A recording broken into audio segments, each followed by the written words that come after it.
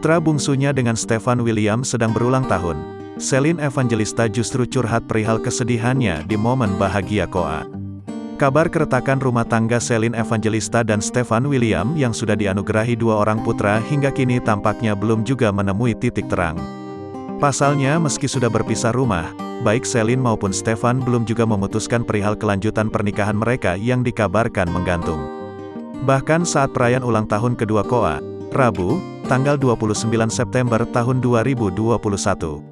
Stefan William terlihat absen pada acara putranya tersebut yang diselenggarakan di rumah Celine Evangelista. Hanya tampak keempat anak Celine yang didampingi oleh kerabat terdekatnya. Namun sayangnya, pada hari bahagia sang putra Celine Evangelista masih harus tetap bekerja sehingga membuat dirinya merasa sedih. Selamat ulang tahun nak mami sayang, cinta Koa luar biasa. Maafin momi harus tetap kerja ya di ulang tahun Koa. Tapi janji momi tetap siapin semua biar Koa happy gak merasa kekurangan ya nak, tutur Celine. Rupanya tidak hadirnya sang suami dalam pesta perayaan ulang tahun putra mereka tersebut lantaran sampai saat ini Stefan William masih berada di Bali.